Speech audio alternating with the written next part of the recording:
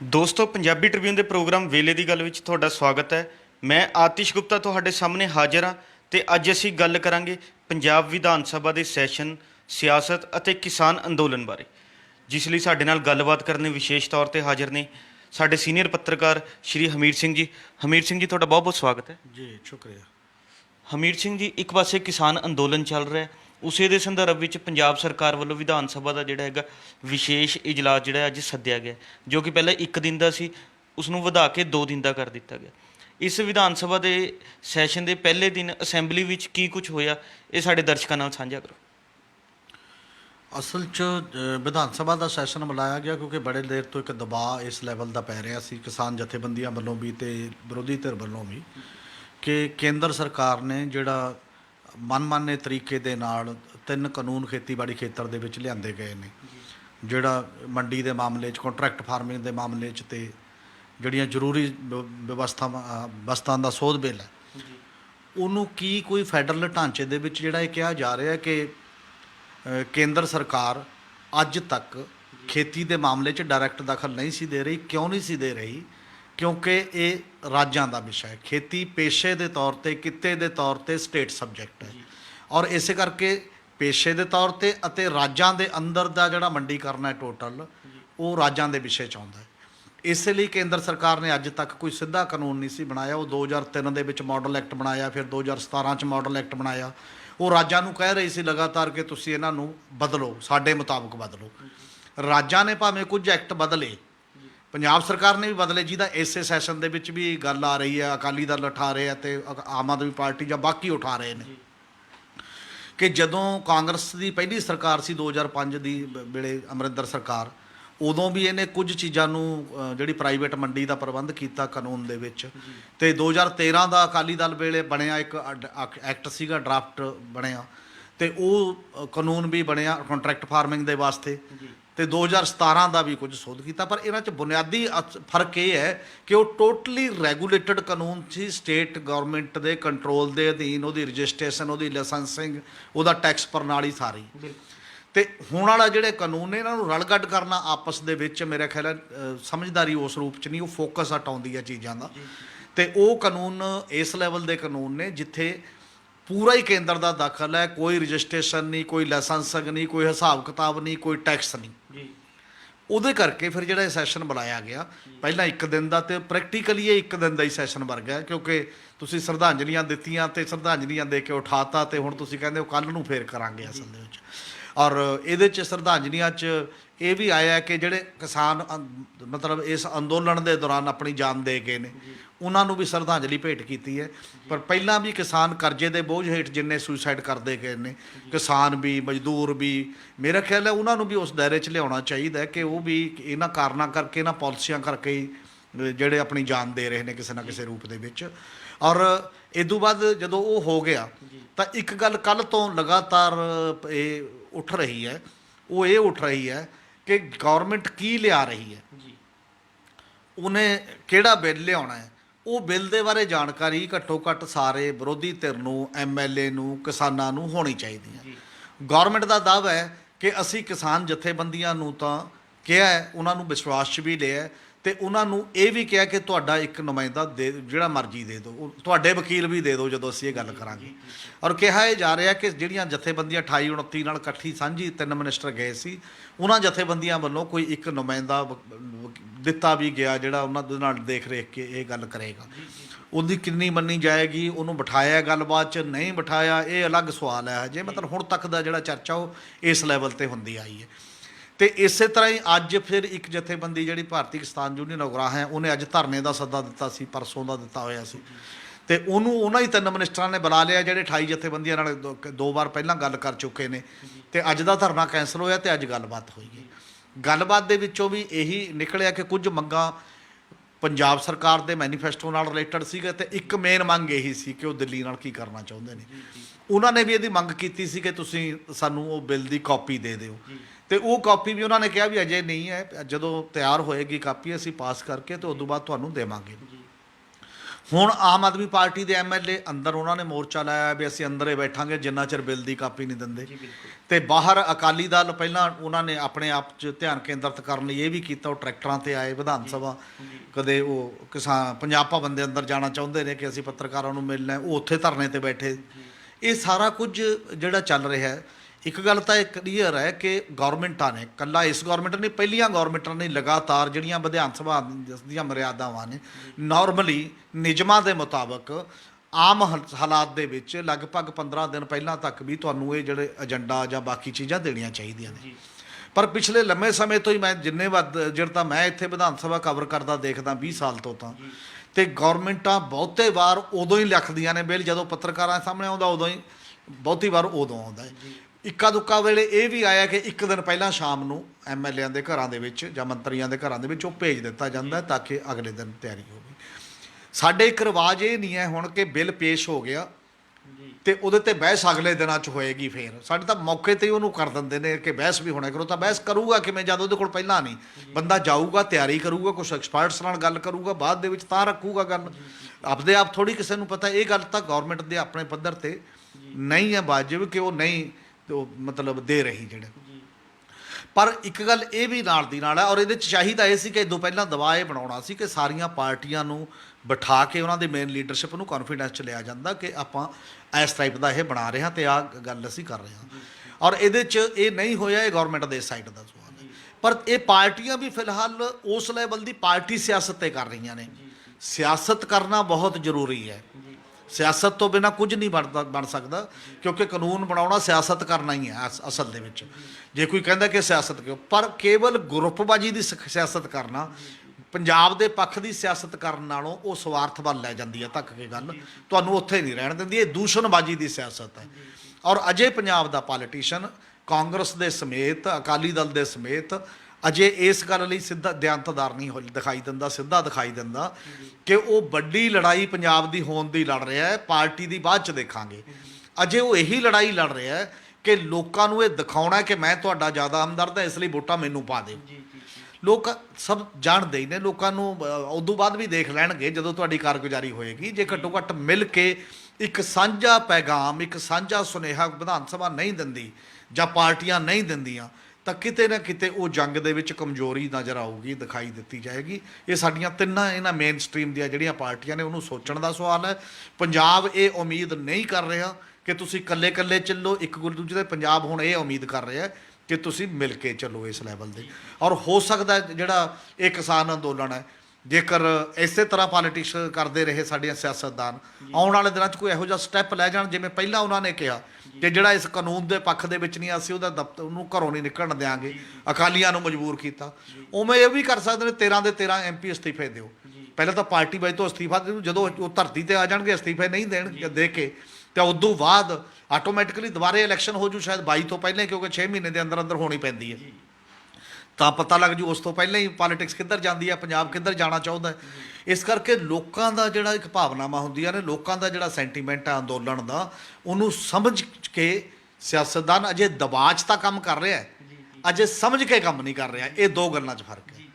ਹਮੀਰ ਸਿੰਘ ਜੀ, ਜਿਵੇਂ ਹੁਣ ਤੁਸੀਂ ਦੱਸਿਆ ਵੀ ਪੰਜਾਬ ਸਰਕਾਰ ਨੇ ਕਿਸਾਨਾਂ ਦੇ ਦਬਾਅ 'ਚ ਇਹ ਵਿਸ਼ੇਸ਼ ਜਿਹੜਾ ਹੈਗਾ ਇਜਲਾਸ ਸੱਦ ਤਾਂ ਲਿਆ, ਤੇ ਇਹਦੇ ਵਿੱਚ ਇੱਕ ਬਿੱਲ ਲਿਆਉਣ ਦੀ ਵੀ ਗੱਲ ਕਰ ਦਿੱਤੀ ਹੈ ਵੀ ਕਿ ਅਸੀਂ ਕਿਸਾਨਾਂ ਦੇ ਹੱਕਾਂ ਦੇ ਵਿੱਚ ਇੱਕ ਬਿੱਲ ਲੈ ਕੇ ਆ। ਇਹ ਬਿੱਲ ਦੇ ਵਿੱਚ ਕੀ ਕੁਝ ਹੋਣ ਦੀ ਸੰਭਾਵਨਾ ਹੈ, ਪਰ ਇਸ ਬਾਰੇ ਕਿਸੇ ਨੂੰ ਕੁਝ ਪਤਾ ਨਹੀਂ, ਕਿਸੇ ਨੂੰ ਕੁਝ ਦੱਸਿਆ ਨਹੀਂ ਗਿਆ। ਅਸੀਂ ਤੁਹਾਡੇ ਤੋਂ ਜਾਣਨਾ ਚਾਹਾਂਗੇ ਕਿ ਪੰਜਾਬ ਸਰਕਾਰ ਇਸ ਬਿੱਲ 'ਚ ਕੀ ਕੁਝ ਲਿਆ ਸਕਦੀ ਹੈ, ਕੀ ਕੁਝ ਲਿਆਉਣ ਦੀ ਸੰਭਾਵਨਾ ਹੈ। ਮੈਨੂੰ ਲੱਗਦਾ ਕਿ ਜਿਹੜੀ ਦੇਰੀ ਵੀ ਇਹਨਾਂ ਨੂੰ ਹੋ ਰਹੀ ਹੈ ਇੰਨੇ ਸਮੇਂ ਤੋਂ, ਇਸੇ ਕਰਕੇ ਹੋ ਰਹੀ ਹੈ ਕਿ ਉਹ ਲਕੂਨੇ ਲੱਭੇ ਜਾਣ ਜਿਹਦੇ ਕਰਕੇ ਕੋਈ ਇਹੋ ਜਿਹੀ ਗੱਲ ਹੁੰਦੀ ਹੈ। ਕੁਝ ਲੋਕ ਇਹ ਵੀ ਕਹਿ ਰਹੇ ਨੇ, ਲਗਾਤਾਰ ਦਬਾਅ ਇਹ ਵੀ ਹੈ ਵੀ ਕਿਤੇ ਪਾਣੀਆਂ ਦੇ ਬਿੱਲ ਵਾਂਗ ਬਿੱਲ ਨਾ ਲਿਆਓ, 2004 ਦੇ ਮੁਤਾਬਕ ਕਾਨੂੰਨ ਬਣ ਜਾਏ, ਉਦੋਂ ਬਾਅਦ ਰਾਸ਼ਟਰਪਤੀ ਦੇ ਰੈਫਰੈਂਸ ਲਈ ਚਲਾ ਜਾਵੇ, ਫਿਰ ਪੰਜਾਬ ਹਾਰ ਜੇ। ਔਰ ਮੈਨੂੰ ਲੱਗਦਾ ਇਹ ਗੱਲਾਂ ਨਹੀਂ ਹੁੰਦੀਆਂ। ਹੋ ਸਕਦਾ ਇਸ ਕਾਨੂੰਨ ਤੇ ਵੀ ਰੈਫਰੈਂਸ ਆ ਸਕਦਾ, ਰੈਫਰੈਂਸ ਆ ਕੇ ਉਦੋਂ ਬਾਅਦ ਇੱਕ ਨਵਾਂ ਮੁੱਦਾ ਬਣੂਗਾ, ਫੈਡਰਲਿਜ਼ਮ ਦਾ ਮੁੱਦਾ। ਔਰ ਇਹ ਲੜਾਈ ਉਹ ਸੈਂਟਰ ਤੇ ਸਟੇਟ ਦੇ, ਜਿੱਥੇ ਕਿਸਾਨੀ ਦੀ MSP ਦੀ ਹੈ, ਜਿੱਥੇ ਬਾਕੀ ਦੀਆਂ ਚੀਜ਼ਾਂ ਦੀ ਹੈ, ਉੱਥੇ ਕੇਂਦਰ ਤੇ ਰਾਜ ਸੰਬੰਧਾਂ ਦੀ ਲੜਾਈ ਹੈ ਬਹੁਤ ਵੱਡੀ। ਔਰ ਕੇਂਦਰ ਤੇ ਰਾਜ ਦੇ ਸੰਬੰਧ ਉਦੋਂ ਹੀ ਹੋਣਗੇ ਜਦੋਂ ਸੰਵਿਧਾਨਕ ਸੰਸਥਾਵਾਂ ਵੀ ਟਕਰਾਉਣਗੀਆਂ, ਜਦੋਂ ਵਿਧਾਨ ਸਭਾ ਇਹ ਕਹੂਗੀ ਕਿ ਮੇਰਾ ਹੱਕ ਹੈ ਖੇਤੀ ਤੇ, ਮੇਰਾ ਹੱਕ ਹੈ ਖੇਤੀ ਦੀ ਮੰਡੀ ਤੇ, ਮੈਂ ਇਹ ਕਾਨੂੰਨ ਬਣਾਤਾ, ਤੇ ਉਦੋਂ ਬਾਅਦ ਉਹਦੇ ਕਾਨੂੰਨ ਨੂੰ ਰੱਦ ਕਰਨ ਦਾ ਅਧਿਕਾਰ ਫਿਰ ਕਿਹਦੇ ਕੋਲ ਹੈ? ਫਿਰ ਉਹ ਅਧਿਕਾਰ ਹੈ ਉਦੋਂ ਬਾਅਦ ਕਾਨੂੰਨ ਦੀ ਵਿਆਖਿਆ ਕਰਨ ਵਾਲੀ ਸੰਸਥਾ ਦੇ ਕੋਲ। ਕਾਨੂੰਨ ਦੀ ਵਿਆਖਿਆ ਕਿਹੜੀ ਸੰਸਥਾ ਕਰਦੀ ਹੈ? ਰਾਸ਼ਟਰਪਤੀ ਕੋਲ ਇਹ ਬਿੱਲ ਭੇਜਣਗੇ ਜਾਂ ਗਵਰਨਰ ਕੋਲ ਭੇਜਣਗੇ, ਉਹਨਾਂ ਨੇ ਵੀ ਰਾਸ਼ਟਰਪਤੀ ਨੂੰ ਭੇਜ ਦੇਣਾ। ਤਾਂ ਰਾਸ਼ਟਰਪਤੀ ਨੇ ਰਾਏ ਮੰਗਣੀ ਹੈ ਸੁਪਰੀਮ ਕੋਰਟ ਦੀ, ਤੇ ਸੁਪਰੀਮ ਕੋਰਟ ਦਾ ਫਿਰ ਦਾਇਰਾ ਆਏਗਾ ਕਿ ਇਹ ਸਾਂਝੀ ਸੂਚੀ ਦਾ ਵਿਸ਼ਾ ਸੀ ਜਾਂ ਰਾਜ ਸੂਚੀ ਦਾ ਵਿਸ਼ਾ ਸਬਜੈਕਟ ਸੀ ਜਾਂ ਕਿਹਦਾ ਸੀ। ਇਹਦੇ ਚੋਂ ਮੈਨੂੰ ਇਹ ਲੱਗਦਾ ਕਿ ਕੋਈ ਜਿਹੜਾ ਲੱਖ ਦਾਅਵੇ ਕਰੇ ਪੰਜਾਬ ਦੀ ਸਰਕਾਰ ਜਾਂ ਬਾਹਰ ਕੋਈ ਦਾਅਵੇਦਾਰ ਕਿ ਪੰਜਾਬ ਸਰਕਾਰ ਇਹੋ ਜਿਹਾ ਕੋਈ ਕਾਨੂੰਨ ਬਣਾ ਦੇਗੀ ਜਿਹਦੇ ਤੇ ਕੋਈ ਆਂਚ ਨਹੀਂ ਆਏਗੀ, ਮੁੜ ਕੇ ਕੋਈ ਰੌਲਾ ਨਹੀਂ ਪਏਗਾ, ਉਹ ਕਾਨੂੰਨ ਰੱਦ ਹੋ ਜਾਣਗੇ, ਇਹ ਹਕੀਕਤ ਨੂੰ ਸਮਝਣਾ ਪਊ। ਇਹੋ ਜਿਹਾ ਕੋਈ ਮਤਲਬ ਮਾਹੌਲ ਬਣਨ ਵਾਲਾ ਨਹੀਂ ਹੈ। ਇੱਕ ਲੜਾਈ ਹੈ ਤੇ ਲੜਾਈ ਦੇ ਤੌਰ ਤੇ ਆਪਣਾ ਰੋਲ ਵਿਧਾਨ ਸਭਾ ਨਿਭਾ ਦੂਗੀ, ਔਰ ਵਿਧਾਨ ਸਭਾ ਤੋਂ ਬਾਅਦ ਜਿਹੜਾ ਇੱਕ ਲੜਾਈ ਹੈ ਜੇ ਕੇਂਦਰ ਦੇ ਨਾਲ ਚੱਲਣੀ ਹੈ, ਜਿਹੜੇ ਕੇਂਦਰੀਵਾਦ ਦੇ ਖਿਲਾਫ ਚੱਲਣੀ ਹੈ, ਉਹ ਲੜਾਈ ਮਜ਼ਬੂਤ ਹੋ ਜਾਏਗੀ ਔਰ ਇਹਦਾ ਦਬਾਅ ਪਊਗਾ।